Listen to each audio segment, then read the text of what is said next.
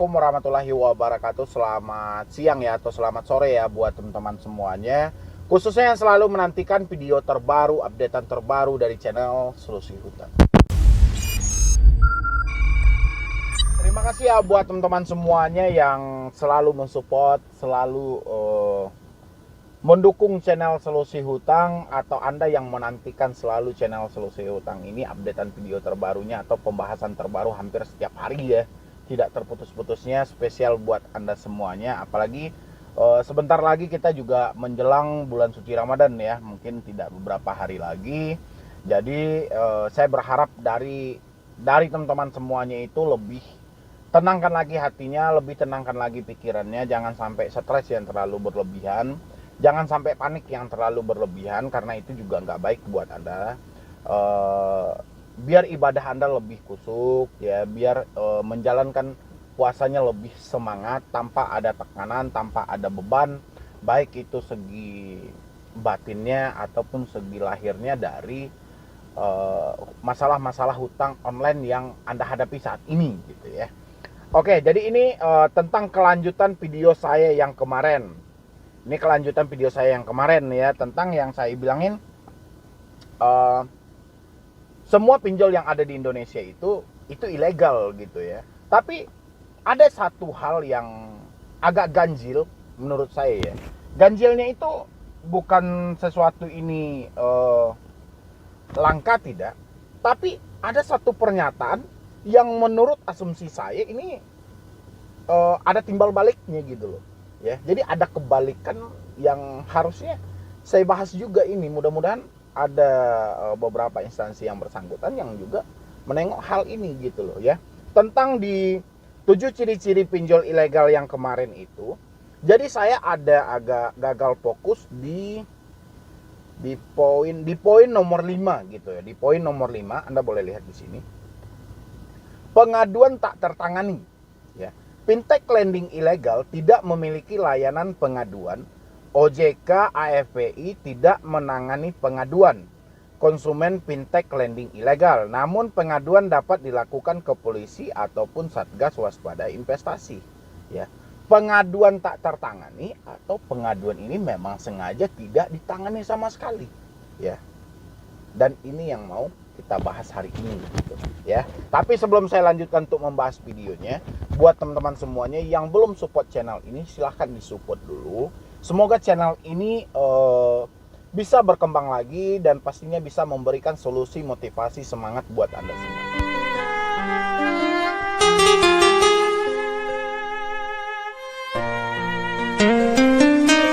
Terima kasih ya buat teman-teman semuanya yang sudah bermurah hati ya untuk mensupport channel ini. Mudah-mudahan channel ini benar-benar bisa berkembang dan pastinya bisa memberikan sesuatu yang terbaik buat Anda, supaya Anda tidak stres, tidak panik lagi. Oke, gini.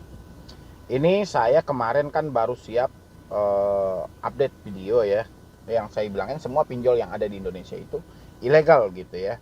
Mungkin berdasarkan saya ambil dari poin-poin yang dilontarkan oleh OJK tentang ciri-ciri pinjol ilegal ya. Yang paling pertama itu tidak memiliki legalitas kata OJK kan. Yang kedua itu mengenakan bunga dan denda yang sangat tinggi dan menggunakan uang admin atau apalah gitu loh. Yang penting ada bunga dan denda yang sangat tinggi, itu yang nomor 2. Yang nomor 3, proses penagihan yang dilakukan tidak beretika. Mungkin teman-teman semuanya sudah mengalami dan sudah merasakan ya. Jadi dari situ teman-teman sudah bisa menilai itu mana pinjol legal dan mana pinjol ilegal ya. Tapi sependek pengetahuan saya itu semuanya ilegal gitu ya, karena memang tidak ada yang beretika gitu loh. Habis itu akses data pribadi yang berlebihan di poin nomor 4. Hampir semua kita temukan di lapangan, mereka mengakses data pribadi semuanya gitu loh ya. Habis itu yang poin nomor 5 ini saya yang agak bingung. Pengaduan tak tertangani ya. Oke. OJK menjelaskan di sini. Fintech lending ilegal tidak memiliki layanan pengaduan. Oke, jadi kalau Anda mengadukan fintech lending ilegal, itu OJK tidak akan merespon, dah. Dan itu lebih cocoknya OJK dan AFPI tidak menangani pengaduan konsumen fintech lending ilegal, namun pengaduan dapat dilakukan ke polisi atau Satgas Waspada Investasi. Ya. Dan banyak orang yang sudah mencoba ini. Mereka mengadu ke kepolisian, ya. Misalnya mereka mengadu ke kepolisian tentang kejahatan atau ancaman teroran dan tekanan segala macam lah yang dilontarkan oleh oknum debt collector ke polisi. Pasti jawaban polisi palingan cabut kartu Anda, udah ganti kartu Anda, udah abaikan aja. Itu jawaban dari polisi. Tapi kalau jawaban untuk Satgas Waspada Investasi, saya belum tahu ya, karena saya belum ada mendapatkan informasi teman-teman yang mengadu ke Satgas Waspada Investasi itu seperti apa gitu ya, jawaban dan tanggapan dari mereka. Tapi kalau dari oknum polisi sendiri itu sudah jelas ya, karena mereka juga manusia dan mempunyai batas kemampuan juga. Nggak mungkin mereka bisa menembus beberapa server, apalagi server itu yang berada di luar negeri, bukan servernya berada dalam negeri, tidak gitu loh ya. Tapi kalau server yang berada dalam negeri itu kayak penggerebekan di Jakarta Utara misalnya gitu kan, yang sempat viral kemarin itu kan. Tapi kalau yang servernya berada di luar negeri ini rumit memang. Cuman yang jadi pertanyaan saya, kalau memang pengaduan ini tak tertangani khusus untuk pinjol ilegal, dan sekarang ini banyak mungkin dari debitur yang mengadukan pinjol-pinjol yang berbasis OJK. Kayak ada Pundi, ada kami, Easy Cash, Aku Laku, Kredit Pintar, ya.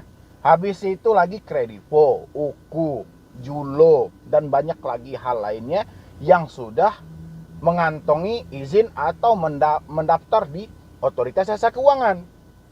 Ya, bahkan banyak dari teman-teman ini yang mengadu ke Otoritas Jasa Keuangan itu tidak ditangani juga. Yang menjadi pertanyaan saya hari ini adalah, apakah kami selaku debitur atau orang yang berada di bawah ini bisa memvonis pinjol yang berbasis OJK tadi, yang telah terdaftar atau telah terverifikasi di OJK, ya, setelah kita aduin ke OJK dan OJK tidak menanggapi pengaduan tentang hal itu, bisakah kami memvonis bahwa pinjol itu adalah ilegal? Ya, pertanyaannya seperti itu. Nanti kalau teman-teman semuanya, misalnya teman-teman itu melaporkan misalnya ada fintech yang legal misalnya, yang resmi, ya kayak Aku Laku ataupun apalah, Anda adukan ke Otoritas Jasa Keuangan dengan cara pengancaman atau penekanan. Pasti OJK akan menjawab itu adalah wan prestasi karena Anda ingkar janji, ya. Tanyakan sama OJK, yang saya tanyakan bukan masalah wan prestasinya. Yang saya tanyakan bukan masalah ingkar janjinya, tapi yang saya tanyakan tentang diizinkan atau tidak debt collector ini melakukan penekanan, melakukan pengancam. Pertanyaannya itu gitu loh. Ya. Jangan Anda tanyakan soal hutang. Kalau soal hutang memang tetap kita salah karena kita tidak membayar hutang kan. Memang tetap, makanya OJK selalu menjawab tentang bayar hutang aja. OJK tidak mau membahas tentang penagihan dari debt collector. Ya. Padahal yang teman-teman tanyakan itu tentang penagihan dari debt collector, ya. Ketika teman-teman menanyakan tentang penagihan dari debt collector, baik itu melakukan pengancaman, pencurian data pribadi, penagihan yang tidak beretika, kalau misalnya tidak ditanggapi, berarti coret aplikasi yang ada di HP teman-teman semuanya, itu berarti itu ilegal, ya, berdasarkan dari poin nomor 5, pengaduan tak tertangani. Kalau misalnya pengaduan pinjol legal yang kita tanyakan juga tidak tertangani, berarti ini disengaja tidak ditangani, gitu loh, ya. Berarti ada sesuatu di balik semua ini, ya, sehingga ada beberapa pinjol yang terang-terangan melakukan pengancaman, yang sudah mendapatkan izin dari OJK, bahkan saya akan kebal dari hukum perbankan yang ada di Indonesia, gitu loh, ya. Jadi buat teman-teman semuanya, poinnya seperti itu, gitu loh. Saya juga agak bingung di sini nih, pengaduan tak tertangani, oke, kalau dari segi pinjol ilegal oke ya, karena memang dia tidak berbasis dari OJK, tidak diatur dari OJK gitu loh, dan bunga dan dendanya memang sangat tinggi dan segala macam dalam penagihan, oke lah gitu ya, karena dia tidak terdaftar atau terverifikasi. Yang jadi masalah kita adalah pinjol yang sudah terdaftar dan pinjol yang sudah terverifikasi. Ya, coba teman-teman semuanya yang terjebak di pinjol legal masuk ke ruang pengaduan OJK, tapi semuanya Anda masuk di situ dan ikuti prosedur cara mengadunya itu seperti apa, ya. Nanti apa tanggapannya? Ya, nanti saya akan simpulkan, nanti saya pasti akan rame itu menemukan jawaban-jawaban setelah teman-teman semuanya mengadu ke OJK. Pasti akan rame nanti tuh yang ngirim ke saya screenshotnya ini segala macam. Nanti di situ saya bahas gitu loh. Kayak mana OJK menyikapi orang-orang yang benar-benar panik akan hal ini. Ya. Dari situ saya akan lihat nanti dan saya akan bisa mensimpulkan gitu loh. Tapi sejauh ini yang saya tahu, ya, sudah banyak orang yang mengadu ke Otoritas Jasa Keuangan. Mungkin pengaduan di situ mungkin sudah jutaan atau ratusan ribu lah. Mungkin saat ini mungkin sudah sampai jutaan, udah lebih kalau saya rasa gitu loh, yang tidak ditanggapi. Adapun yang ditanggapi, mungkin dia chat hari ini, ditanggapinnya 2 atau 3 bulan ke depan, ya. Atau di chat hari ini, ditanggapinnya tahun depan gitu loh.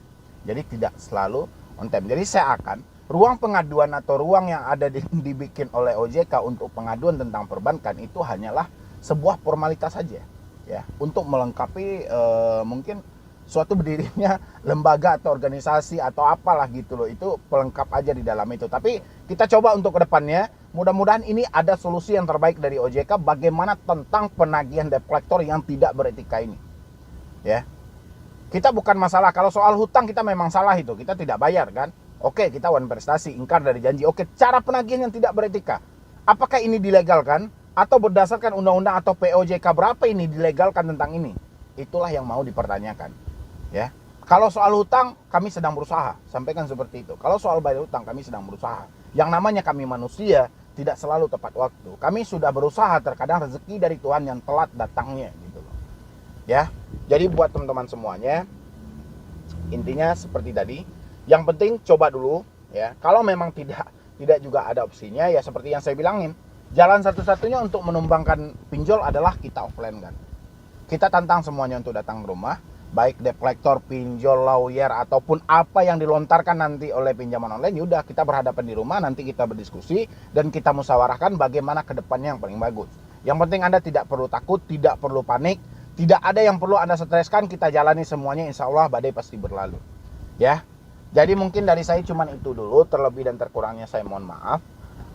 Nanti buat teman-teman semuanya yang mau konsultasi atau diskusi dengan tim saya, silahkan di nomor yang ada di deskripsi, ya. Jadi sekian dulu dari saya, Medi Broni. Wassalam. Lebih baik haus daripada hancur.